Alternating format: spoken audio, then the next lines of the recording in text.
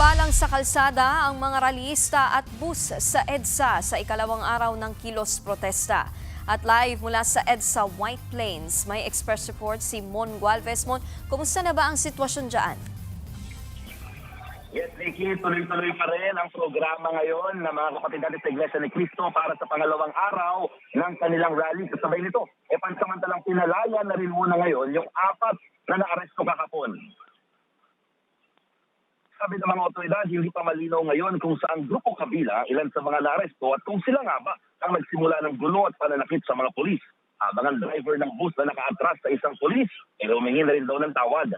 Samantala, nilinaw ng Quezon City LGU hanggang Biyernes ang nirequest ng organizers para magka-permit sa kanilang rally. Pero daily basis daw pag-apurba rito ng lokal na pamahalaan, depende kung masusunod ng mga nag-rally ang parameters na ilatag. Kabilang dyan ang hindi pagpwesto sa mismong bahagi ng EDSA.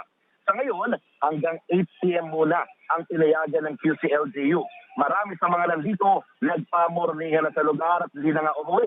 Dito na lamang muna sila naglatag ng mga sapin at mga trapal para may masilungan.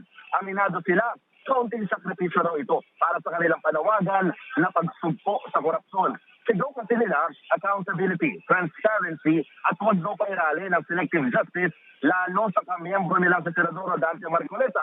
Bandang alas 8 na umaga na igilid na rin ng mga polis yung bus na nakaharang sa EDSA simula pa kahapon. Kaya nasa 3 lanes na rin ang nadaraanan ngayon ng mga motorista.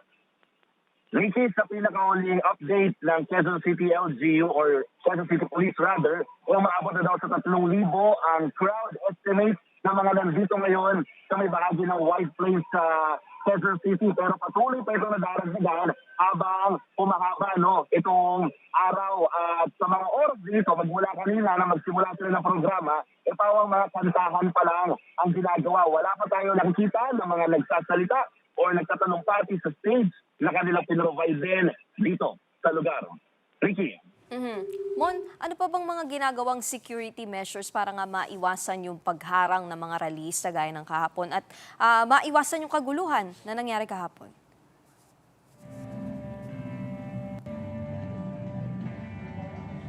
Well, for now, mukhang mas prepared ang mga polis, Nikki, no? Kung makikita nyo nga rin sa likod ko, talagang maraming mga polis dito sa bahagi ng EDSA. This is just to prevent na maharang yung pinaka-traffic flow ng highway na ito, no?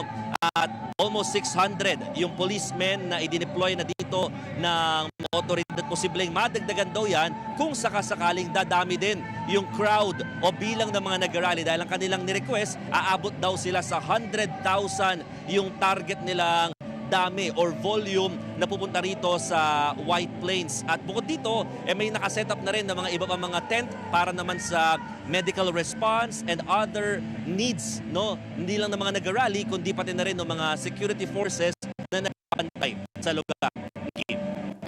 Mon, kanina nabanggit mo may stage. Ano bang gagawing aktibidad dyan ngayong araw ng mga nakikilos protesta? Meron ka bang mga nakausap?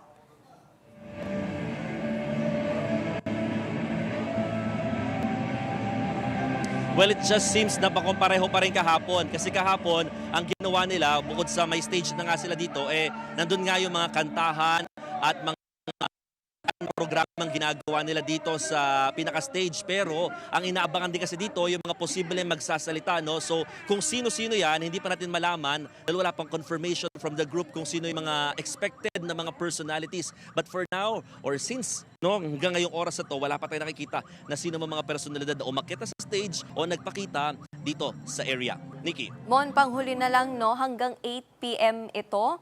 Ano bang mga hindi dapat o iwasan dapat na mga kalsada?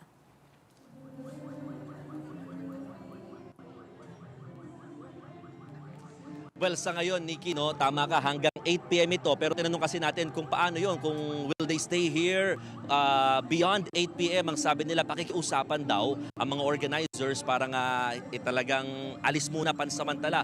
Pero kung hindi, talagang patuloy lang daw yung pakikipag-usap ng mga otoridad sa mga nag-rally dito sa lugar. In terms of mga sasakyan at mga motorista, in terms of traffic, talagang iwasan muna itong White Plains. Sarado na muna ito sa mga motorista sa mga oras na ito. Itong EDSA naman, sa ngayon, mas madadaanan na ito. 3 lanes na yung available. Isang lane na lamang, kabilang yung bike lane, ang non-passable as of the moment dahil nandito nakapwesto yung mga pulis at talagang nakaharang sila para nga hindi na ma-penetrate pa itong traffic flow ng EDSA. So again, sabi nga ng mga otoridad, kung maiiwasan ito our monument at White Plains, maigi para Okay. Yan ang Express Report ni Mon Gualvez live mula sa EDSA White Plains. Mga kapatid, Nikki de Guzman po. Para sa pasada ng mga rumaratsyadang balita, mag-follow at mag-subscribe na sa social media pages ng News 5.